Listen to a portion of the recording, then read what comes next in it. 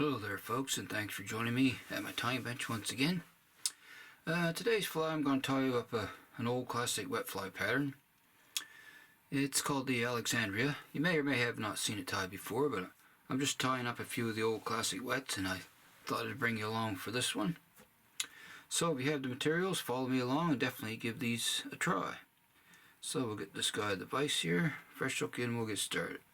I'm just using a standard wet fly hook, mustad 33.99, and I'm tying on a 10 here, the larger size for the video, so we'll get that locked down in the vise here. Okay, alrighty. Okay, now thread I'm using UTC 70 denier in black, and we'll just start our thread here, right behind the eye a little ways, about a hook eye length or so, and then we're just going to get a thread base going down there towards the barb, and we'll just keep wrapping back. That should be fine right there, and we'll snip that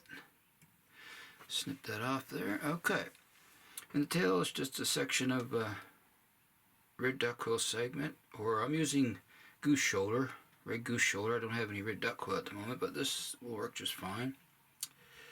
And we'll tie our tail in about the lengthwise about the cape of the hook. That's where I want it. Okay, that's fine. Alrighty, that looks good there, folks. Alright, there's our tail. I'm just going to clip that about to where I want the body length to be. Excuse me. Now I'm going to wrap that forward. Cover up that excess tail material there, and when we stop our thread, that's where we want to tie our body. And the body is flat silver tinsel, and I have some mylar gold and silver, gold on one side, silver on the other, and I got a little point cut in it there, and I'm going to tie the silver side down, so when we wrap it, it will come up. And what I'm going to do, tie that in with a few good snug wraps, and what I like to do is wrap back and then forward again. I find that gives a smoother body when it comes to tinsel. You can tie it in at the rear and just wrap forward, but I've pretty much always done it this way on tinsel bodied flies. So alrighty, so we'll come up right in front of our tail there, wrap that forward. Okay, that looks pretty good. And I want to tie that off underneath if I can. So come up, a couple wraps behind, a couple in front. I'm going to turn the vise here and snip that off underneath. Nice and close. Alrighty, a couple more wraps there. And if you wish, you could take a little UV resin or lacquer and put on the body, but I'm not going to bother here just for the video. And next, we're going to tie in our hackle. So I had one here, but I'm using just a black hen cape here. I had one prepared, but I don't see it on my bench now. It must have fell on the floor probably, most likely. So I'll just grab another hackle, no big deal. I'll prepare it like I normally would. Strip out the fuzzies on the bottom here. Okay. That's what we got there, and then I'll just pull back this, so I got a tip there to tie it in by. Alrighty, and we'll cut a little triangle here for a tie-in point. I'm going to catch that in there, right in front of my tinsel. Nice and snug there. Okay, and my thread hang now. Grab that with my pliers. Stroke those fibers back a little there before I wrap. And you generally get about 2 or 3 wraps with these small hackles here, and that's about what I want. I don't want a heavily hackled wet fly. Keep it fairly sparse is what you want. Okay, we'll tie that off. I'm just going to bring my thread around, keeping the tension there. Pull it snug. Hold it nice and tight there. And we'll pull all that back. I'm going to wrap back on it, 3 to 4 snug wraps. reach her in. If you can get a hold of that little stem and give it a pull, usually it'll snip off, break off. If not, just snip it off with your scissors. And we're going to come back a few more wraps here. Alright, there we have it. There's our tail, body, and our hackle. Now the wing, as we know, is peacock sword. And I'm going to grab some here for the wing.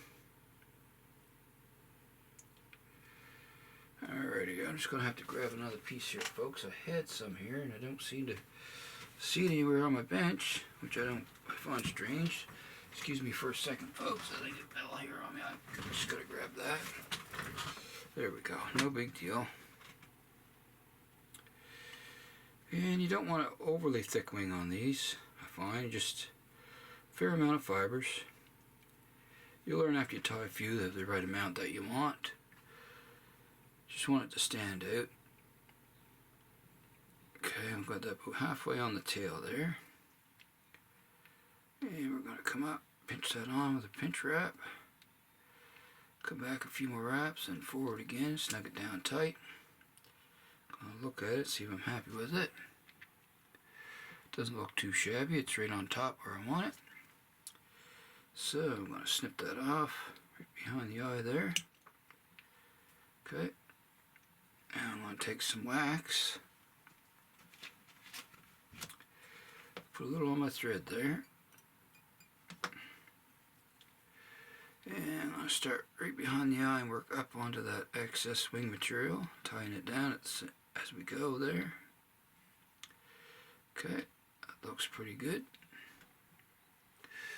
Okay, so our last step in the fly is to put the shoulders on, and it calls for more of the red duck or goose fibers. And I just got about, I would say there's 3 fibers, 2 to 3 fibers is plenty for the shoulder of the fly. So we'll tie the far side in first here. A couple wraps like so. Just to hold it in place, turn the fly around, grab the other one. It's hard to keep a hold of these little buggers sometimes, but and you only want them to come about the same length as the wing. If they come out past a hair, it doesn't hurt anything. I've seen them farther out. I've seen all different configurations of this pattern tied. So don't fret if it doesn't come out perfect for you. This one's giving me a little bit of a hassle, but we'll get them. There we go. Alright. That looks pretty good, folks. So there's our 2 red segments. This one on this side I probably could, it's got one, I'm going to be a little fussy here. I'm just going to pull one more strand of that off. It's got one more than the other side, I would say. There we go, just to even them up, look a little closer. And there we have it. That's another Alexandria, so I'm just going to snip those off next here. Just make sure I got them exactly where I want them before I start snipping here. Okay, that looks fine. Like I said, it doesn't have to be perfect, long as it has that red showing on the sides. That's the pattern calls for. Say, snip that out there. Now, same thing, I'm going to add a little wax once again here before I finish the head. Start behind the eye and work up. Nice snug wraps there as we go up. Alrighty. Let's spin my bobbin clockwise there. So my thread will cord up on for me again. Okay, try that once again here.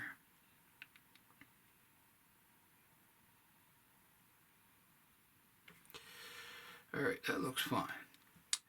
Alrighty, so next is the whip finish. A little more wax.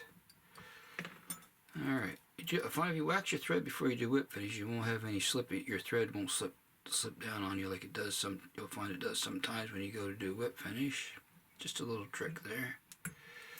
Okay, we'll snug that down. Nice and tight there. Alright, I'm going to come in and snip the excess thread off here, folks. There we go. Alrighty, so there we have it. Another size 10 Alexandria. I think it's a cool looking little fly. It's been around a long time. Like I say, it's one of the old classic wet fly patterns, but it's a nice looking fly to us, the tires, and also to the fish. It's a proven fish catcher as well.